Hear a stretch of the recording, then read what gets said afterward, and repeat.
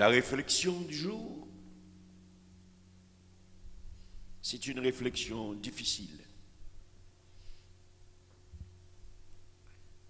Nous trouvons la base de cette réflexion dans l'épître de Paul adressée aux Romains au chapitre 12.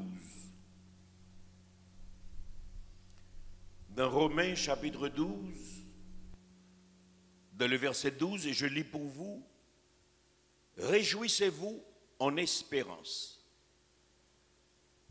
Soyez patients dans l'affliction, persévérez dans la prière. » Le message du Saint-Esprit pour son Église en ce jour, c'est soyons patients. Soyons patients. Le temps est à l'affliction. Nous sommes affligés. Nous sommes traversés par des temps de découragement. Et c'est l'arme que le malin utilise pour nous entraîner loin de la présence de Dieu.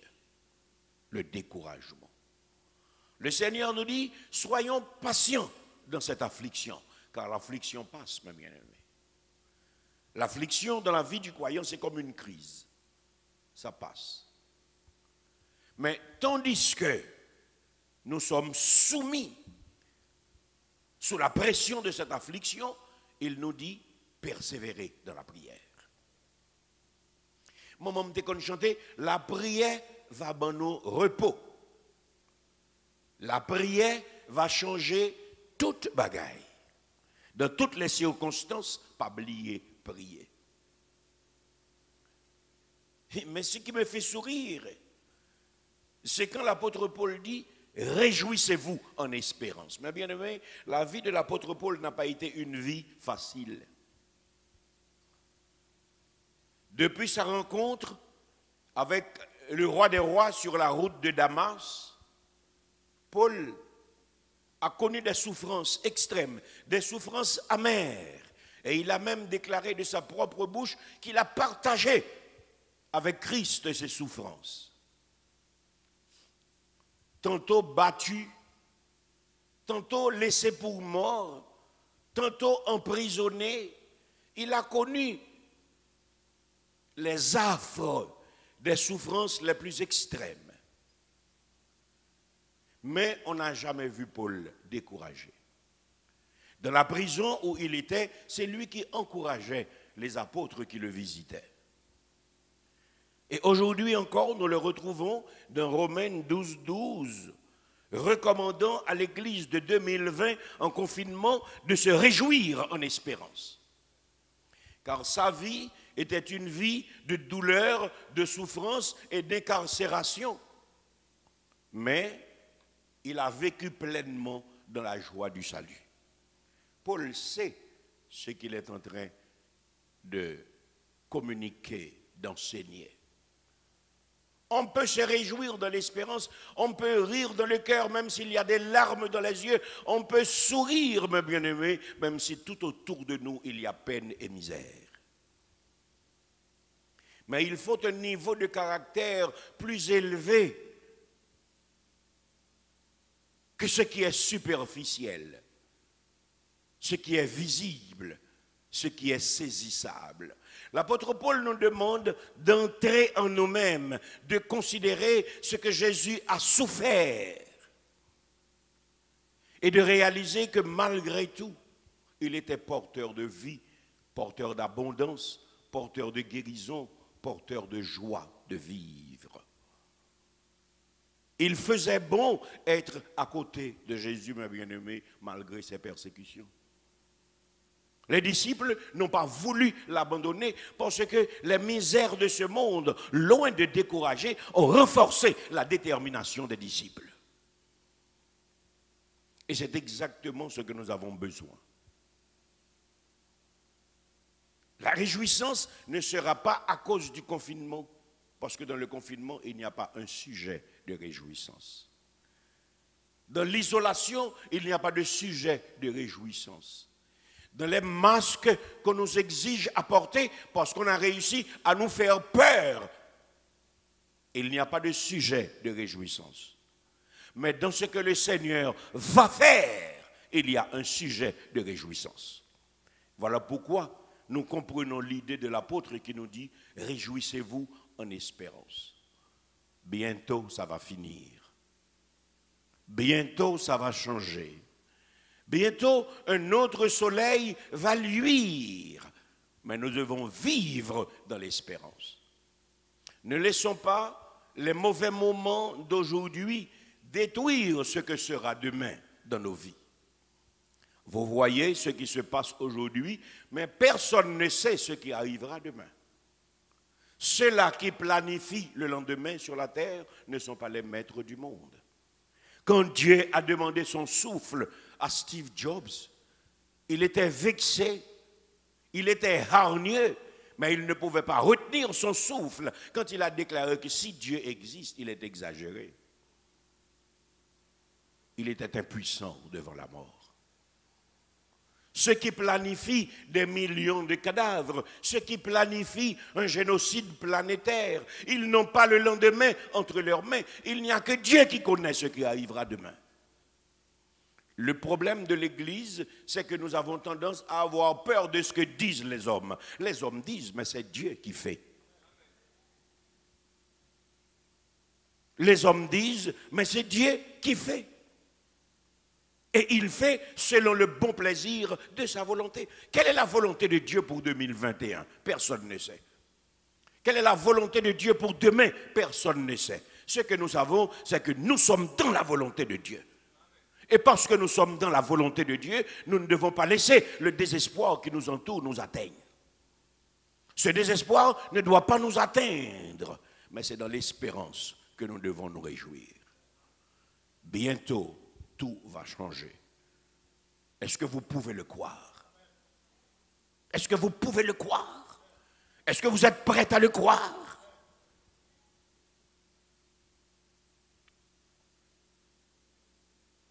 L'homme n'est même pas maître de son destin. Nous ne pouvons même pas comprendre comment nous pouvons nous coucher et nous endormir et brusquement nous réveiller. Voilà pourquoi les sages appellent le sommeil, ce sommeil, le sommeil de la mort. Nous ne pourrons jamais comprendre pourquoi nous sentons que nous avons faim. Il y a des choses qui nous arrivent à nous-mêmes qui nous dépassent. Nous les voyons, nous les vivons, c'est comme si pour nous c'est de l'anarchie, nous ne pouvons rien faire contre. Parce que nous ne nous comprenons même pas nous-mêmes. Voir, comprendre l'univers de Dieu. Mais bien aimé, c'est Dieu qui décide du mouvement des nuages. C'est Dieu qui décide du chemin des éclairs. C'est Dieu qui décide de ce qui arrivera demain. Et c'est lui seul qui décide de ce qui arrivera demain. L'Église, ce matin, a besoin de cesser d'avoir peur. Si vous portez des masques parce que les autorités le demandent, portons des masques. Mais nous demandons que soit tombé le masque de la peur dans l'Église. Parce que nous avons la victoire sur la mort. Parce que cette question de pandémie qui fait des morts est une vaste plaisanterie. La malaria fait plus de morts que cette pandémie. Les cancers font plus de morts que cette pandémie. Les poussées de tension artérielle font plus de morts que cette pandémie. Même les avortements criminels font 14 millions de morts en 4 mois.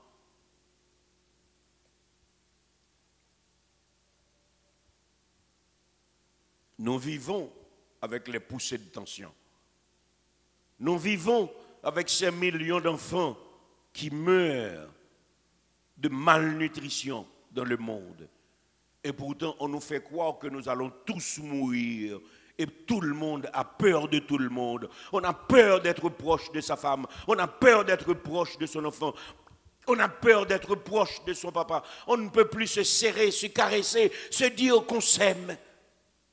Et qu'est devenue cette parole de l'apôtre Paul? Saluez-vous par un saint baiser. Le message de la parole de Dieu, c'est que Dieu n'a pas perdu de puissance. Nous devons cesser d'avoir peur. Bientôt, cette question va passer. Comme la malaria a passé, comme on a oublié la grippe espagnole, comme les gens qui ont assassiné les Amérindiens ont fait oublier la variole. Bientôt, nous allons oublier cette pandémie. Très bientôt, la vie reprendra sa forme. Les supercheries seront déclarées. Ceux-là qui font de l'argent sur cette question de Covid, ils vont mourir. Ils vont mourir, ils vont laisser l'argent de la prostitution. Parce que la mort, c'est le chemin de toute la terre. Que sert-il à un homme de gagner beaucoup d'argent de prostitution s'il venait à perdre son âme?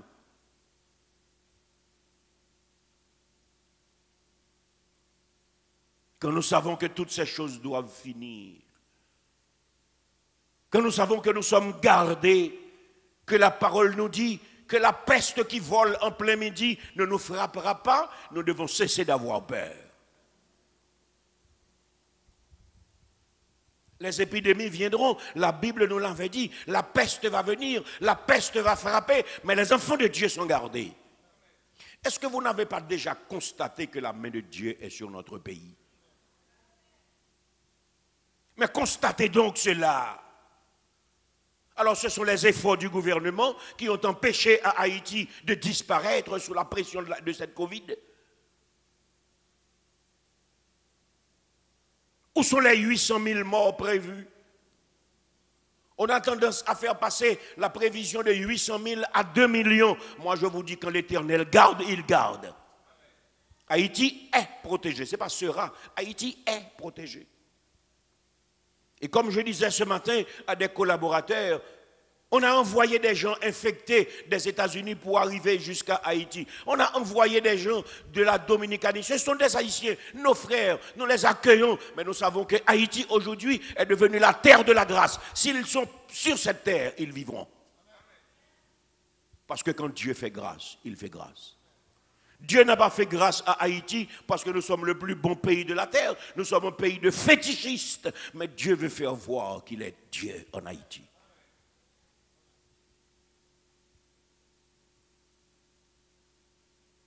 Nous vous encourageons à rester dans les limites prescrites par les lois. Mais nous vous disons, ce n'est pas ces prescriptions qui vont nous sauver. Les comités scientifiques font des spéculations. Mais le Seigneur des armées décide. Et sa décision est irrévocable. Il a décidé de protéger notre pays et il nous demande, tandis que ce confinement est là encore, réjouissons-nous en espérance parce que bientôt ça va passer. Et si cette question de confinement provoque des afflictions, soyons patients. Mais mon aimé, la patience fait partie de cette belle grappe du fruit de l'esprit de Galates 5. La patience nous demande beaucoup de caractère. Parce que quand on souffre, on a tendance à perdre patience. Quand on souffre, on a tendance à se décourager. Quand on souffre, on a tendance à se laisser dominer par l'affliction. Mais Dieu nous a dit patience dans l'affliction. C'est-à-dire, conservons la foi au milieu des difficultés. Gardons la foi au milieu des difficultés. Nous savons très bien que dans le confinement, il n'y a pas seulement le rester à la maison, mais il y a aussi cette déchéance économique qui nous frappe parce qu'on est en train de mourir économiquement. Des jeunes entrepreneurs qui venaient de commencer avec quelque chose, qui ont investi tout ce qu'ils possédaient. Il y en a même qui ont contracté des prêts. Ils ont contracté des prêts. Et ils se demandent ce que sera leur lendemain. Il y en a qui ont tendance à mettre cette catastrophe sur le dos des gouvernements locaux. Mais ce ne sont pas les gouvernements locaux, c'est l'ordre mondial. C'est l'ordre mondial. On peut reprocher un gouvernement de prendre de l'argent pour distribuer des vaccins dans ce pays. C'est une mauvaise chose et ce serait assassin de le faire. Mais quand les ordres viennent de cette oligarchie mondiale, c'est difficile pour toute autorité locale de passer outre parce qu'ils ont signé à tort et à travers des papiers. Mais le premier papier que nous, on signe, c'est un contrat pour l'éternité. Le contrat que nous avons avec Dieu dépasse les contrats qui engagent les pays entre eux. Voilà pourquoi cette globalisation ne doit pas globaliser l'Église. Nous devons rester des citoyens de l'éternité, attachés à la grâce de Dieu et vivre comme des ambassadeurs sur cette terre. Il ne faut pas qu'on voit sur le visage du croyant de l'affliction, mais une patience auréolée d'espérance qui transpire la gloire de Dieu. On doit nous demander pourquoi nous sommes ainsi. Nous devons dire c'est de l'Éternel que cela est venu. Le chrétien doit pouvoir chanter. Le chrétien doit pouvoir prendre du vin quand il est assis sur sa table. Le chrétien doit continuer à se réjouir dans le Seigneur, dans l'espérance que bientôt ça va passer. Nous devons dormir parce que Dieu nous a donné un bon lit. Nous devons manger parce que Dieu nous a donné une belle table. Nous devons avoir le cœur léger parce que Dieu nous a donné la joie du salut. Nous ne pouvons pas rester là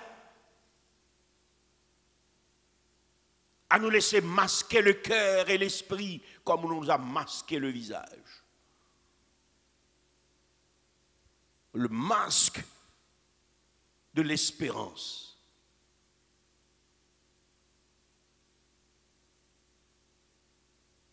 Le masque de la souffrance, ça doit tomber pour laisser la place à l'espérance. Mais il y a un chemin, il faut persévérer dans la prière. Parce que c'est la prière qui change tout. C'est la prière qui a le pouvoir d'incliner le cœur de Dieu. C'est la prière qui a le pouvoir d'incliner le cœur de Dieu.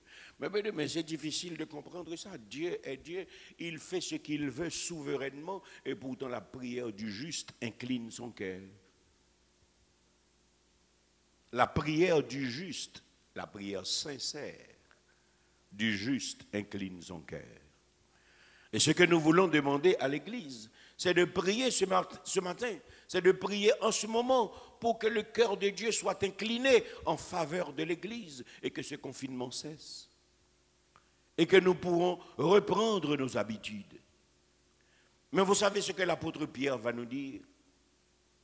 Réjouissez-vous dans cette souffrance, exactement comme l'apôtre Paul. Réjouissez-vous dans cette souffrance.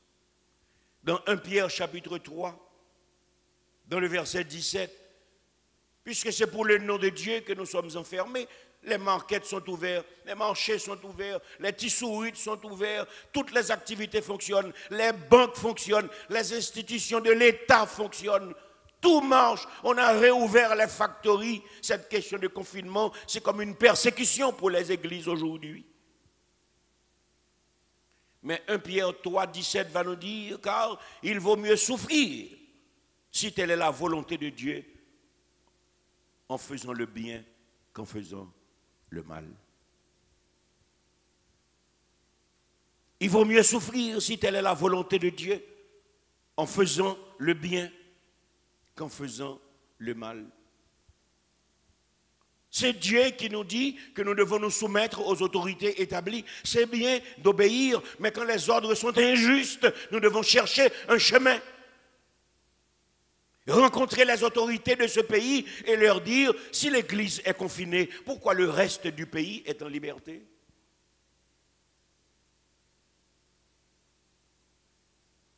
Nous souffrons, mais c'est bien de nous soumettre aux autorités.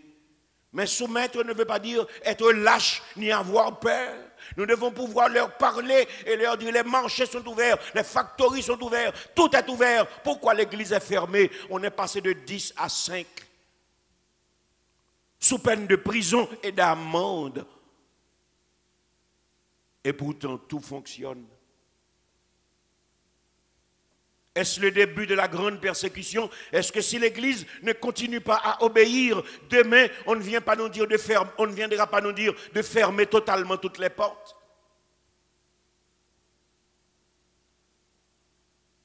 Est-ce que obéir ici, c'est obéir sans parler? Est-ce que obéir, c'est obéir sans revendiquer? Parce que Haïti n'est pas confiné, c'est l'Église seulement qui est confinée. Et cette épreuve prend forme d'une persécution. Puisque tout travaille, pourquoi pas l'Église? Avec les exigences, avec les normes, les distances sociales, pourquoi l'Église ne peut pas fonctionner? Et je le demande au gouvernement, je le demande aux autorités de ce pays, pourquoi?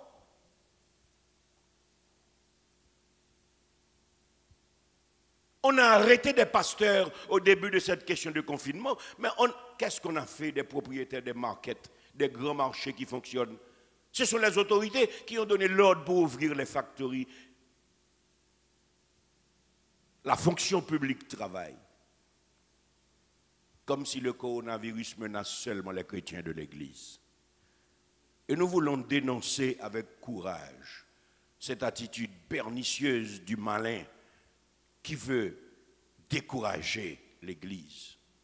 Et nous sommes en train de vous dire que le Saint-Esprit est vivant. Ses yeux sont grands ouverts. Il voit ce qui se passe. Et il le dénonce, parce que notre responsabilité, c'est de dénoncer, mais c'est aussi d'annoncer que des jours meilleurs viendront, car Dieu n'est pas mort. Dans 1 Pierre chapitre 4, le Seigneur nous encourage, en attendant la bienheureuse espérance de ce qui doit arriver demain.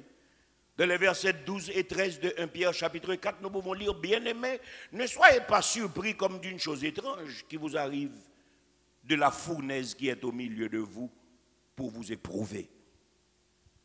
Réjouissez-vous au contraire de la part que vous avez aux souffrances de Christ, afin que vous soyez aussi dans la joie et dans l'allégresse lorsque sa gloire apparaîtra. Il y a de l'espérance dans le Seigneur, mes bien-aimés. Dieu est plus grand que les autorités qui dirigent ce pays. Dieu est plus grand que les autorités qui dirigent le monde. Et si Dieu doit renverser, il renversera, mais son Église triomphera.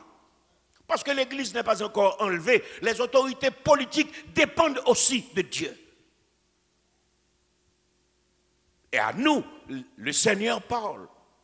Ne soyez pas surpris, bien-aimés, comme d'une chose étrange qui vous arrive de la fournaise qui est au milieu de vous pour vous éprouver.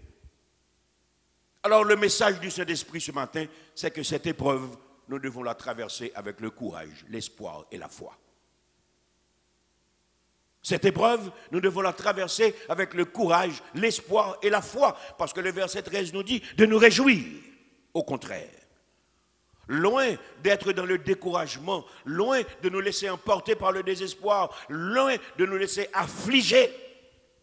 Il dit, réjouissez-vous au contraire de la part que vous avez aux souffrances de Christ. En d'autres termes, ce qui nous arrive ne représente rien par rapport à ce que Christ a souffert. Et nous devons nous réjouir de partager avec lui cette souffrance. Pourquoi? Afin que vous soyez aussi dans la joie et dans l'allégresse lorsque sa gloire apparaîtra. Il ne s'agit pas seulement de gloire dans le retour, mais il s'agit aussi de gloire chaque fois que Dieu donne une victoire dans l'épreuve. Voilà pourquoi le Seigneur nous a choisis pour marcher de victoire en victoire, de gloire en gloire. Et nous vous demandons de vous tenir debout dans cette affliction et de marcher vers la gloire qui vous attend.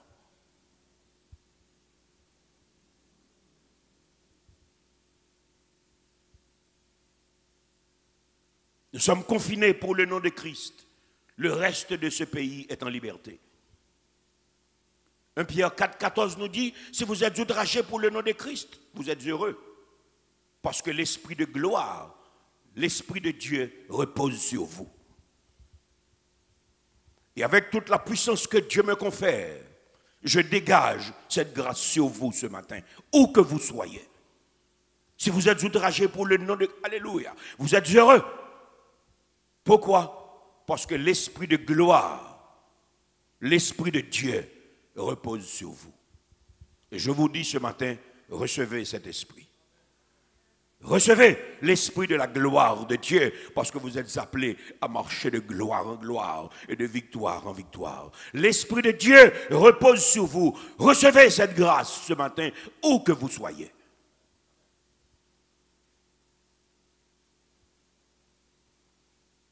Chrétiens, la Bible dit que nul de vous ne souffre comme meurtrier ou voleur ou malfaiteur ou s'ingérant dans les affaires des autres.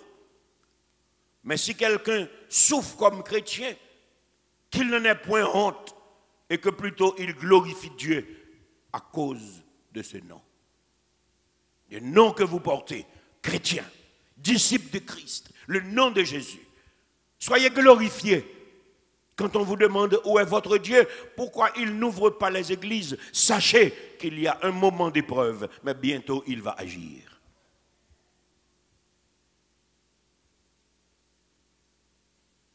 Et si c'est parce que Dieu voulait faire démasquer les faux prophètes qu'il avait laissé les églises fermées?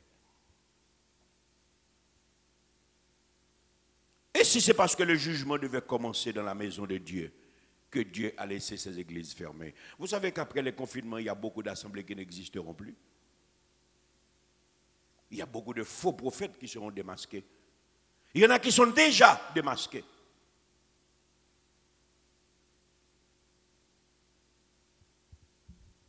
Je vous dirai ce matin que ceux-là qui souffrent, selon la volonté de Dieu, remettent leur âme au fidèle Créateur. Nous nous cassons la tête, nous dénonçons, nous annonçons, mais nous sommes reposants d'esprit parce que nous savons que la bataille, c'est la bataille de l'Éternel. Il a dit, je bâtirai mon église et les portes de l'enfer ne prévaudront point contre elle. L'oligarchie mondiale attaque avec force l'église de Jésus-Christ. Mais nous chantons à celui qui sera vainqueur et qui me glorifie. Je donnerai, dit le Seigneur, la couronne de vie. Que ceux qui souffrent de la volonté de Dieu remettent leur âme au fidèle Créateur en faisant ce qui est bien. Ne vous laissez pas désarmer par ces apparences qui détruisent l'espoir et le courage. Relevez-vous, souvenez-vous de la parole qui nous dit clairement que nous devons nous réjouir dans le Seigneur. Réjouissez-vous dans le Seigneur. Réjouissez-vous dans le Seigneur. Patience dans l'affliction, persévérance dans la prière. Ne soyez pas surpris comme d'une chose étrange qui nous arrive dans la fournaise qui est au milieu de nous. Car cette fournaise est une épreuve. Nous sommes appelés à marcher sous cette épreuve avec le courage, l'espoir et la foi. Et 1 Pierre 4, 13, réjouissons-nous au contraire de la part que nous avons aux souffrances de Christ, afin que nous soyons aussi dans la joie et dans l'allégresse lorsque sa gloire apparaîtra. Dieu n'a pas perdu puissance. Dieu domine les circonstances. Ce n'est pas nécessaire de vous garder outre mesure. Nous avons déjà dit plusieurs fois sur cette chair, lors du déluge, Dieu était sur son trône, il régnait, il n'avait pas perdu les rênes de la terre. Lorsqu'on était en train d'assassiner Jésus-Christ, son Fils unique, il recevait les louanges des anges, des archanges, des chérubins. Il était Dieu. Dieu ne perd pas les rênes de l'histoire. Il s'est mis debout un moment, il a permis que la méchanceté des hommes éclate dans leur visage et il a protégé le reste faible du monde pour rappeler au ténor de la terre que c'est lui qui dirige. J'aime en vérité la façon dont Dieu est entré dans cette bataille de Covid-19. J'aime la façon dont Dieu est entré dans cette bataille de Covid-19. Ceux-là qui ont partagé l'Afrique, ceux-là qui ont partagé le monde, ceux-là qui ont détruit les Amérindiens, ceux-là qui ont toujours pensé que la terre leur appartient, ils sont dépassés par leurs propres armes. Ils n'auraient jamais fait ça contre eux. Si cela est arrivé, c'est parce que Dieu s'est mis debout et qu'il a déclaré, sachez que c'est moi qui suis Dieu. Car il a dit, je suis l'Éternel, c'est là mon nom, je ne donnerai pas ma gloire à un autre, ni mon honneur aux idoles. Ceux qui prennent la science pour leur Dieu, ceux qui prennent la technologie pour leur Dieu, ceux qui prennent l'argent pour leur Dieu, ils ont réalisé que Dieu seul est Dieu.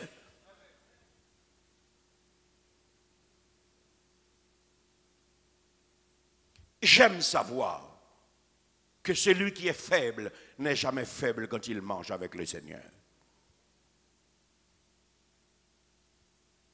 J'aime savoir que Dieu se sert des humbles et des faibles pour les élever afin que les autres réalisent que Dieu élève qui il veut.